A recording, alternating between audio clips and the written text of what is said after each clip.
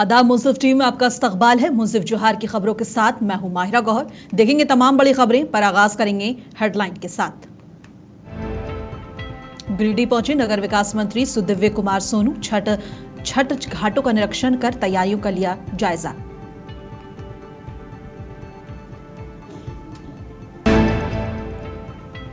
रांची में south Asian athletics championship की तैयारी अंतिम चरण में 6 देशों के 200 से अधिक खिलाड़ी लेंगे हिस्सा। खेल विभाग तैयारियों में जुटी। हजारीबाग में छठ पर्व की तैयारियों के तहत तालाबों की हुई साफ सफाई। डीसी ने जल स्रोतों का स्वच्छ रखने के लिए लोगों से की अपील।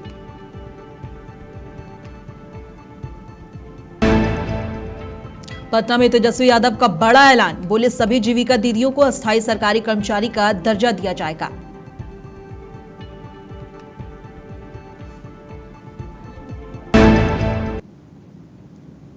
और झारखंड के मुख्यमंत्री हेमंत सोरेन ने सोशल मीडिया एक्स पर देश के गृह मंत्री अमित शाह को उनके जन्मदिन पर हार्दिक बधाई और शुभकामनाएं दी हैं। उन्होंने गृह मंत्री अमित शाह को जोहार कहा और मरांग बुरु से उनके लंबे उम्र और उत्तम स्वास्थ्य की कामना की। मुख्यमंत्री ने उनके लिए खुशहाली और सफलता की भी दुआ की है।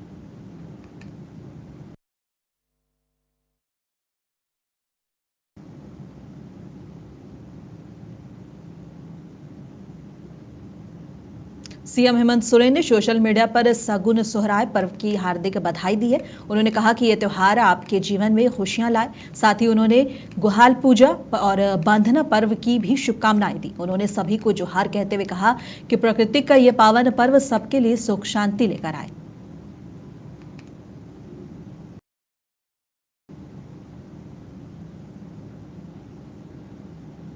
गिरिडीह में नगर विकास मंत्री सुदिव्य कुमार सोनू ने छठ महापर्व की तैयारियों को लेकर गिरिडीह के विभिन्न छठ घाटों का निरीक्षण किया। उन्होंने अधिकारियों को साफ सफाई, सुरक्षा और रोशनी की बेहतर व्यवस्था करने के निर्देश दिए। मंत्री ने कहा कि इस बार छठ पूजा की व्यवस्था पिछले साल से भी बेहतर होगी। जनता की सुविधाओं को लेकर उनकी संजीदगी और काबिले तारीफ है। सुदिव्य कुमार लगातार जनता के हित में काम कर रहे हैं और हर पर्व पर सक्रिय नजर आते हैं। के प्रमुख छठ घाटों का हम लोगों ने निरीक्षण किया। एक हफ्ता पूर्व हम लोगों ने एक समीक्षा बैठक की थी परिसदन भवन में, जहां विभिन्न छठ पूजा समितियों के जो भी ग्रीवांसेस थे उनको हम लोगों ने नोट डाउन किया था। संबंधित विभागों को निर्देशित किया गया था। आज काम कहां तक पहुंचा ये देखने के लिए आए थे। लगभग काम हो रहा है, चल रहा है, और मुझको लगता है कि छठ पर्व से पूर्व ही सारी तैयारियां दुरुस्त होंगी और इस पावन छठ त्यौहार में छठ व्रतियों को किसी भी तरह की परेशानी नहीं होगी। जिला प्रशासन, नगर निगम और खास करके छठ पूजा समितियां लगी हुई हैं और हम लोगों का पूरा सहयोग उनको रहेगा। के प्रमुख छठ छठ पर्व की तैयारियों के मद्देनजर हजारीबाग के उपायुक्त और पुलिस अधीक्षक ने मिलकर एक महत्वपूर्ण सफाई अभियान की शुरुआत की है। डीसी ने अधिकारियों और सामाजिक संगठनों के साथ तालाबों की सफाई में सक्रिय भागीदारी निभाई, जिससे छठ पूजा के लिए स्वच्छ और सुरक्षित जल स्रोत सुनिश्चित हो सके। डीसी की इस पहल से स्थानीय जनता में साफ सफाई और पर्यावरण संरक्षण को लेकर जागरूकता बढ़ी है। उन्होंने लोगों से अपील की है कि जल स्रोतों को स्वच्छ रखने में अपनी जिम्मेदारी पूरी ईमानदारी से निभाएं। डीसी ने समर्पित और जागरूक नेतृत्व की अस्थायी लोग खूब तारीफ कर रहे हैं, क्योंकि उनकी मेहनत से न केवल छठ पर्व सफल होगा बल्कि क्षेत्र का पर्यावरण भी बेहतर होगा। फेस्टिव सीजन जो है वो चल रहा है। दीपावली के समय सभी लोग अपनी घर की सफाई करते हैं और छठ जो है वो अपने आस पड़ोस, पब्लिक प्लेसेस, सभी जगह सफाई चलती है। इसी को ध्यान में रखते हुए जिला प्रशासन की टीम, जितनी भी सिविक सोसाइटी है, सभी लोगों के साथ जो है समन्वय स्थापित करते हुए अभी छठ घाट की तालाब जितनी भी है और भी जो पब्लिक स्पेसेस है उसकी सफाई अभियान हम लोग चला रहे हैं, ताकि एक इम्पॉर्टेंट मैसेज जो है शहर वासियों को जाए कि न केवल घर की साफ़ सफाई इम्पॉर्टेंट है बल्कि पब्लिक स्पेसेस भी इम्पॉर्टेंट है। जो जलाशय हैं, जो पॉन्ड है, वाटर बॉडीज़ है, वाटर इकोसिस्टम है, उनकी सफाई और उनकी संरक्षण भी जो है एक इम्पॉर्टेंट आस्पेक्ट है। जैसा कि आप लोग देख रहे थे, काफ़ी हर्ष का विषय था कि जितने भी यूथ हैं वो कनेक्ट हो पा रहे थे, जितने भी पत्रकार बंधु हैं वो भी इससे कनेक्ट हो पाएँ। पुलिस प्रशासन जो है, एसपी महोदय जो है खुद ही जो है लीड कर रहे थे और सभी लोगों का समन्वय जो है हमारे लिए बहुत इम्पोर्टेंट है। फेस्टिव सीजन जो है वो चल रहा है। दीपावली छठ महापर्व के मौके पर थाना टोली चंदवा की श्री छठ पूजा सेवा समिति ने एक अच्छी पहल की शुरुआत की है। उन्होंने छठ पूजा करने वाले श्रद्धालुओं के लिए निःशुल्क गेहूं बांटने की व्यवस्था की है। गेहूं चंदवा थाना के पास दिया जाएगा, जहां श्रद्धालु जाकर इसे ले सकते हैं। ये प्रयास जरूरतमंदों की मदद के साथ साथ समाज में एकता और धर्म के प्रति भावना को भी बढ़ा रहा है।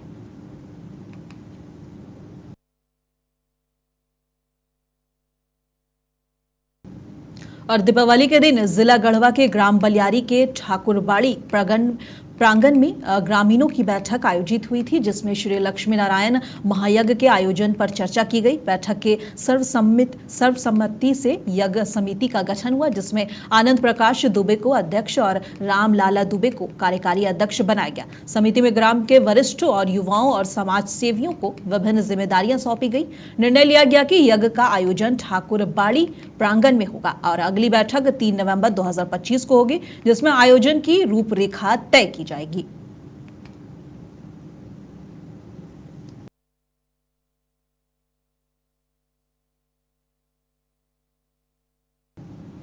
और रांची में चौथी साउथ एशियन एथलेटिक्स चैंपियनशिप की तैयारी अंतिम चरण पर पहुंच गई है और 6 देशों के 200 से अधिक खिलाड़ी इस बार प्रतियोगिता में हिस्सा लेंगे। खेल निदेशक शेखर जमुआर ने आज बताया कि खेल विभाग सभी तैयारियों में जुटा है।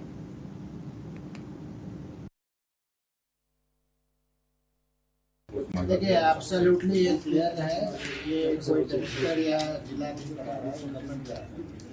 और कोई भी इस तरीके का बड़ा आयोजन होता है, तब अगर डिस्ट्रिक्ट एडमिनिस्ट्रेशन का सपोर्ट करना होगा, everything they have to play major role. और उसमें already they have issued, I think they have issued और about to issue joint order निकल रहा है, कहाँ पर हमारा खेल हो रहा है, कौन गेट से एथलीट्स करेंगे, कौन गेट से हमारे मीडिया कर्मी जाएंगे, प्लेयर्स आएंगे, वीवीआईपीज आएंगे, वीआईपीज आएंगे, सारा व्यवस्था करके आई होप सो कि कल या परसों आपको जो पक्का वो पूरा प्लान जो है पेपर में वो रिलीज कर देंगे।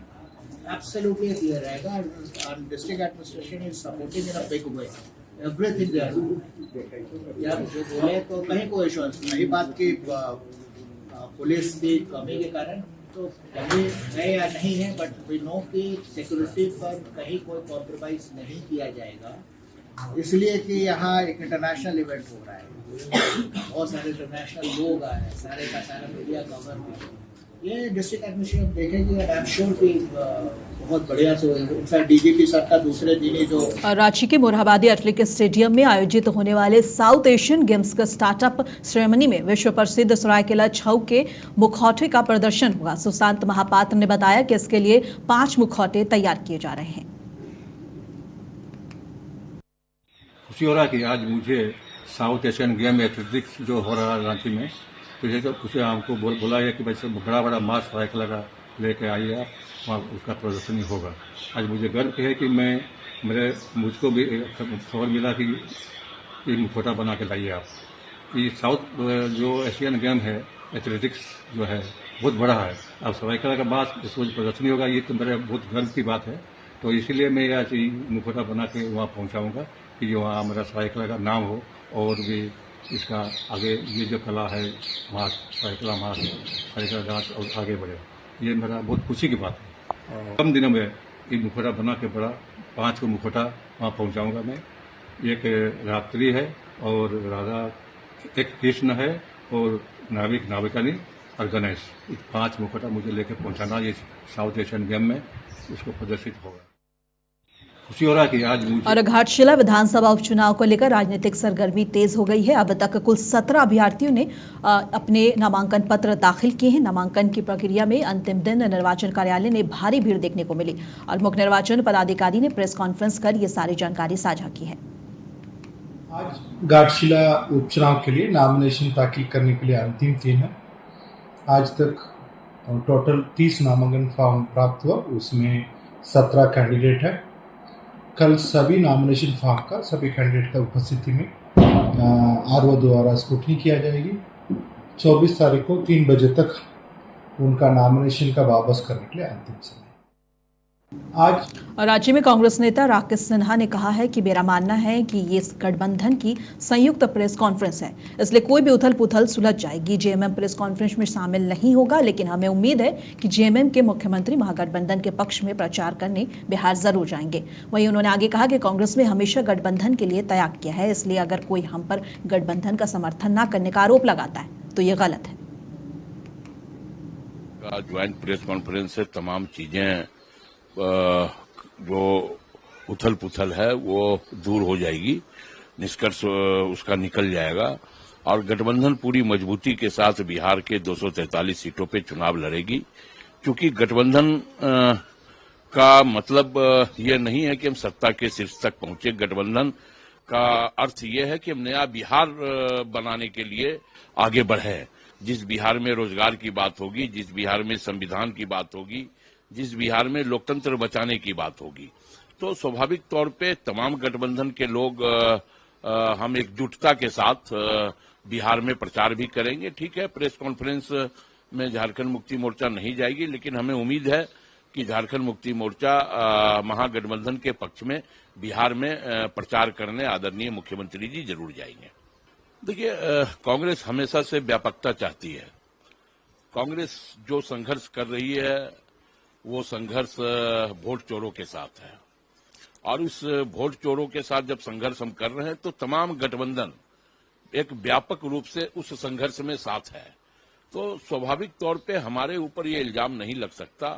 कांग्रेस हमेशा गठबंधन के लिए त्याग और बलिदान देने का काम किया है।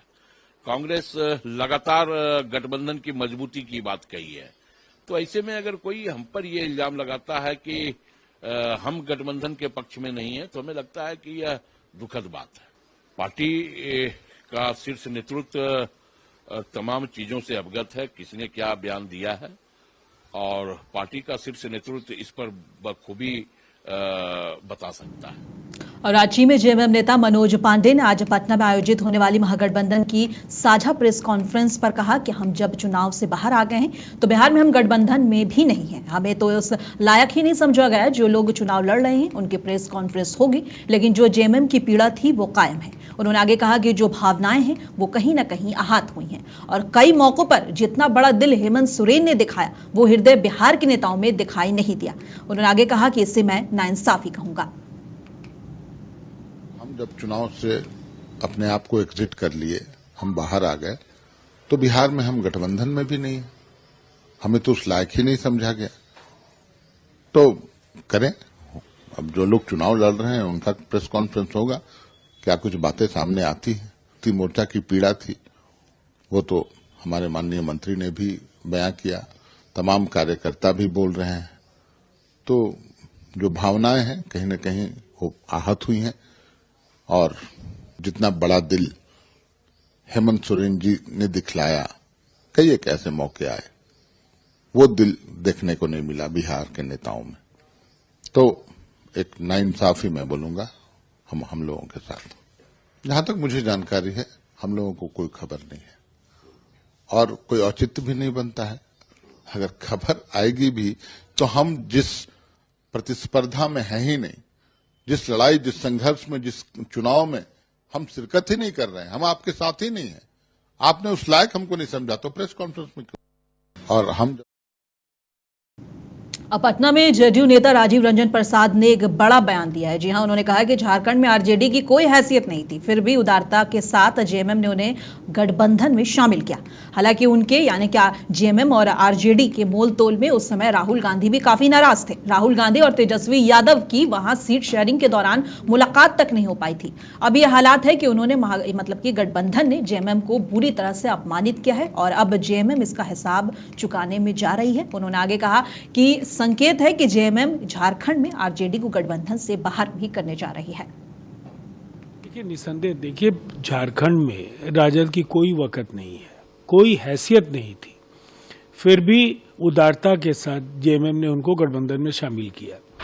हालांकि उनके मोल तोल से उस समय राहुल गांधी भी खासे नाराज थे और झारखंड के सीट शेयरिंग के दौरान राहुल जी और तेजस्वी यादव की आपस में मुलाकात भी नहीं हो। अब ये हालात हैं कि इन्होंने बुरी तरह से अपमानित किया है जेएमएम को और जेएमएम इसका हिसाब किताब चुकता करने जा रही है। जो संकेत हैं वह अलायंस से बाहर वो राजद को निकाल देंगे। देखिए निसंदेह, देखिए झारखंड बिहार बीजेपी प्रदेश अध्यक्ष दिलीप जायसवाल ने महागठबंधन दलों के बीच सीट बंटवारे पर कहा है कि जिस तरह से महागठबंधन ने सीटों का बंटवारा और उम्मीदवारों का चयन किया है, उस तरह से ऐसा लगता है कि जल्द ही उनके बीच में कोई उन्हें गठबंधन है और चरित्र चेहरा दिखाई दे रहा है और उस मतदाता ने उनके चेहरों को पहचान लिया है। आज जेएमएम का कहा है, आज इनके बहुत सारे गठबंधन दल जो कह रहे थे कि मैत्रीपूर्ण प्रतियोगिता कर रहे हैं, वे बताएं कि चुनाव के मैत्रीपूर्ण प्रतियोगिता क्या है।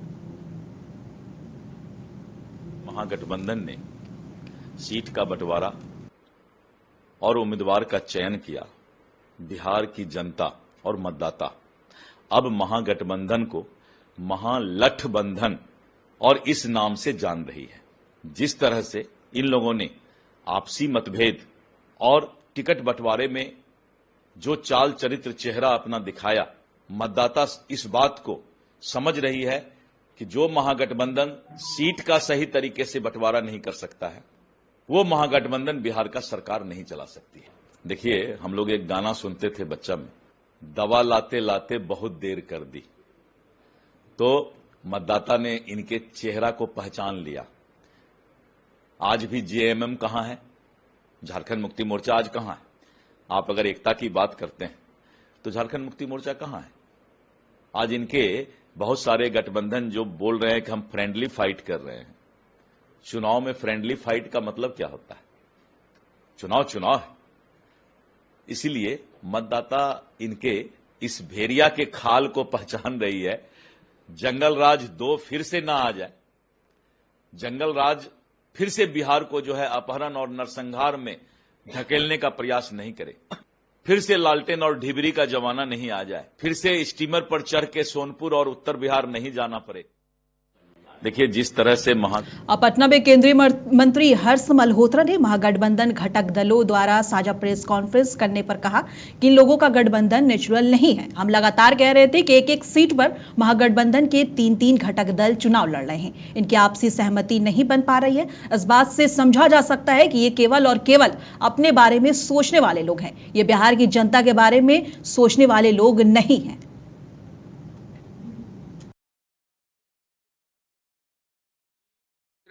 और आप देखिए, इन लोगों का अलायंस नेचुरल नहीं है, हम लगातार कह रहे थे। और वो एक सीट पर महागठबंधन के 2-2, 3-3 घटक नॉमिनेशन कर रहे हैं। इनका आपस में सेटल ही नहीं हो पा रहा है। ये नॉन नेचुरल, अननेचुरल अलायंस में चुनाव लड़ने जा रहे हैं। तो आप इस बात से अच्छे से समझ सकते हैं कि सिर्फ और सिर्फ अपने बारे में सोचने वाले लोग हैं, बिहार की जनता के बारे में सोचने वाले लोग नहीं हैं। जो आपस में भी अलायंस ठीक से नहीं कर सकते, वो बिहार की जनता का क्या सोचेंगे? फिर दोबारा से जंगल राज की तरफ बिहार ना जाए, इसीलिए एनडीए पहले दिन से बिल्कुल स्पष्टवादिता के साथ अपने नेचुरल अलायंस के साथ टिकटों का डिस्ट्रीब्यूशन हुआ। अब हम लोग चुनाव में हैं, जनता के बीच में हैं, और मैं ये मानता हूं कि इस बार जनता बिहार में प्रचंड बहुमत एनडीए को देने वाली। और जमशेदपुर के सिद्धगौड़ा में न्यू ब्रीडी इलाके में देर रात एक कार के अचानक आग लगने से हड़कंप मच गया। कार घर के बाहर खड़ी थी और देखते ही देखते धूं धूं कर जलने लगी। स्थानीय लोगों ने तुरंत फायर ब्रिगेड और पुलिस की सूचना ली। सिद्धगौड़ा थाना पुलिस और दमकल की टीम मौके पर पहुंची और कड़ी मशक्कत के बाद आग पर काबू पाया गया, लेकिन तब तक कार पूरी तरह जल चुकी थी। घटना के बाद से लगातार लोग इस कोशिश कर रहे हैं कि इस घटना को जो है पुलिस मामले की जांच कर रही है और आग लगने के कारणों का पता लगाने की कोशिश जारी है।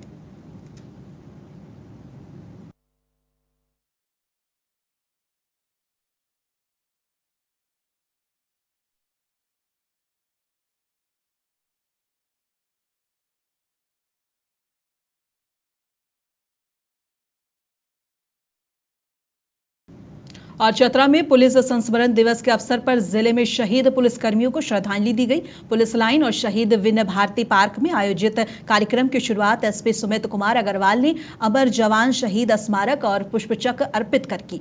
उन्होंने वीर शहीदों के नाम लेकर उन्हें श्रद्धा से याद किया। पुलिस जवानों ने पूर्ण सरने सम्मान के साथ सलामी दी और कार्यक्रम में शहीदों के परिजनों को सम्मानित किया गया। एसपी ने कहा कि शहीदों का बलिदान हमेशा प्रेरणा देता रहेगा और पुलिस परिवार उनके साथ मजबूती से खड़ा है।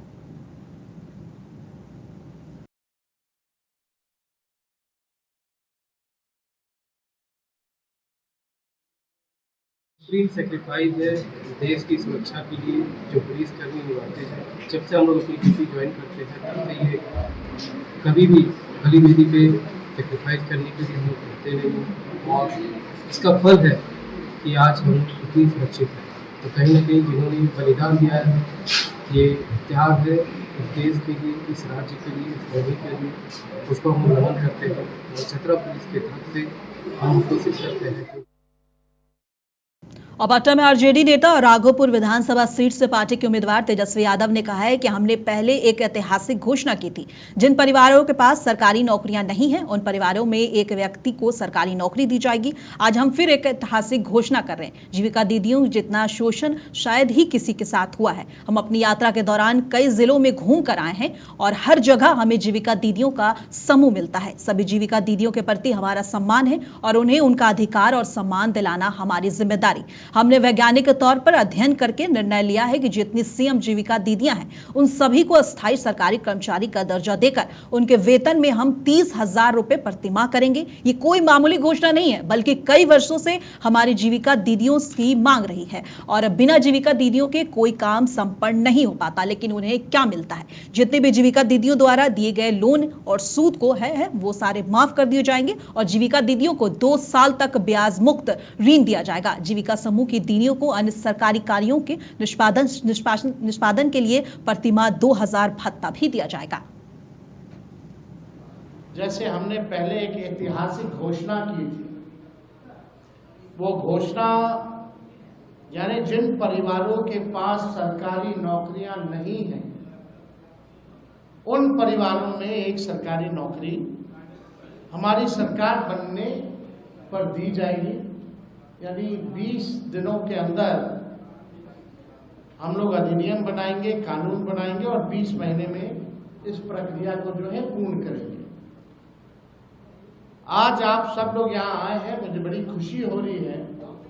ये ऐतिहासिक पल है, जो एक ऐतिहासिक घोषणा हम करने जा रहे हैं। ये हमारा प्रण है और जो कह रहे हैं वो जरूर ये होगा और कर करके हम लोग दिखाने का काम करेंगे।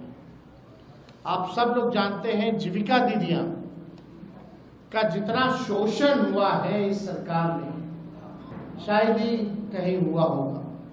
जितना इस्तेमाल इन लोगों को किया गया है, जितना अन्याय जीविका दीदियों के साथ किया गया है और कहीं नहीं किया गया। तो आज हम लोग कई जिले हम लोग घूम करके आए थे यात्रा में और हर जगह जीविका दीदियों की समूह हमको मिलती थी, अपना मेमोरेंडम देती थी और ये उनको उम्मीद थी कि तेजस्वी जब आएंगे तो आप ये जरूर आप कीजिएगा सरकार में आने के बाद। सभी जीविका दीदियों के प्रति हमारा सम्मान है और हक दिलाना, न्याय करना हमारी जिम्मेवारी है। उन सभी जीविका दीदियों की बात को सुनकर के हम लोगों ने राय मशवरा करके, अध्ययन करके, साइंटिफिक तौर पर हम लोगों ने निर्णय लिया है कि जितनी जीविका सीएम दीदियां हैं यानी कम्युनिटी मोबिलाइजर्स हैं, उन सभी सीएम दीदियों को स्थायी कर उन्हें सरकारी कर्मचारी का दर्जा देकर उनके वेतन को 30,000 प्रति माह हम लोग करेंगे। और पटना में पूर्णिया से निर्दलीय सांसद पप्पू यादव ने महागठबंधन में चल रहे खींचतान पर बयान दिया है। उन्होंने कहा कि हमारे नेता हर हाल में सैक्रिफाइस करने के लिए तैयार है। हम चाहते हैं कि बिहार हर परिस्थितियों में बचे। जनता चाहती है कि इंडिया गठबंधन की सरकार बने। जनता कहती है कि हम राहुल गांधी के संघर्ष और उनके विचारों के साथ हैं। जनता कई कदम आगे है और हमारी पार्टी और राहुल गांधी को लेकर पूरी तरह से स्पष्ट है। हर परिस्थिति में हमें राहुल गांधी के नेतृत्व में चुनाव लड़ने की जरूरत है। हम तो कह रहे हैं कि हमारे नेता हर कुर्बानी को देने को तैयार, हर तरह के खाद बनने को तैयार है। हम लोग तो चाहते ही हैं बिहार हर परिस्थिति में बिहार बचे, बिहार में इंडिया गवर्नमेंट की सरकार बने। जनता चाहती है कि इंडिया गवर्नमेंट की सरकार बने। जनता कहती है कि हम लोग आदरणीय राहुल गांधी जी के संघर्ष और उनके विचारों के साथ हैं। जनता कई कदम आगे है और हमारी पार्टी और राहुल गांधी जी का बिल्कुल क्लियरिटी है उसमें। वो कोई भी निर्णय हमारे पार्टी के प्रभारी और अध्यक्ष लेंगे। मेरी क्लियरिटी साफ है कि हर परिस्थिति में हमें राहुल गांधी जी के नेतृत्व में चुनाव लड़ने की जरूरत है। इस प्रदेश का की जनता, चाहे अत्यंत पिछड़ी जाति हो, चाहे दलित हो, चाहे ऊंची जात के लोग हों, वो राहुल गांधी जी के संघर्षों में अपने विश्वास को रखते हैं और किसी में भी। ये लड़ाई एक तरफ नरेंद्र मोदी का चेहरा है और एक तरफ राहुल गांधी का चेहरा है। नीतीश कुमार जी भी मुख्यमंत्री के चेहरे नहीं हैं और मेरे ख्याल से हमारे तरफ से भी कोई मुख्यमंत्री का चेहरा नहीं होगा, नहीं रहना चाहिए। अब पटना में बिहार के मुख्यमंत्री नीतीश कुमार के प्रचार अभियान पर आरजेडी नेता मृत्युंजय तिवारी ने कहा कि मुख्यमंत्री नीतीश कुमार की जो स्थिति है उस पर लगातार तेजस्वी यादव सवाल खड़े कर रहे हैं। वो अचेत अवस्था में है। उनका हर हाल में जनता को जानना चाहिए कि आखिर उनका हाल कैसा है। कल नीतीश कुमार मंच पर अपने उम्मीदवार का नाम तक नहीं ले पा रहे थे।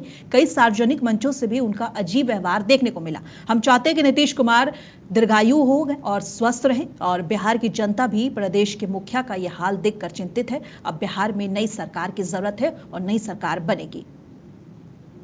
आदरणीय मुख्यमंत्री श्री नीतीश कुमार जी की जो स्थिति है वो तो लगातार से तेजस्वी यादव जी सवाल खड़े कर रहे हैं कि आदरणीय नीतीश कुमार जी अचेतावस्था में हैं और किसने उनका ये हाल किया, किसने कौन सा खाद्य पदार्थ खिलाया, ये तो जनता जानना चाहती है। कल मंच पर भी आदरणीय नीतीश कुमार जी अपने उम्मीदवार का भी नाम नहीं ले पा रहे और जिस तरह से माला पहनाने से रोका जा रहा था और कई सार्वजनिक मंचों पर आदरणीय नीतीश कुमार जी की जो अजीबो गरीब हरकतें आती हैं, तो ये बता रहा है कि आदरणीय नीतीश कुमार जी अब उस लायक नहीं हैं। हम तो चाहते हैं कि नीतीश जी स्वस्थ हों, दीर्घायु हों, लेकिन 14 करोड़ बिहार की जनता का भविष्य का सवाल है। प्रदेश के मुखिया का ये हाल देख करके बिहार की जनता भी चिंतित है। अब बिहार में नई सरकार बनेगी श्री तेजस्वी यादव जी के नेतृत्व। अब मुंसिफ जोहार की खबरों में बस इतना ही। कल फिर मिलेंगे इसी वक्त। तब तक के लिए देश दुनिया की तमाम खबरों के लिए बने रहे मुंसिफ टीवी के साथ।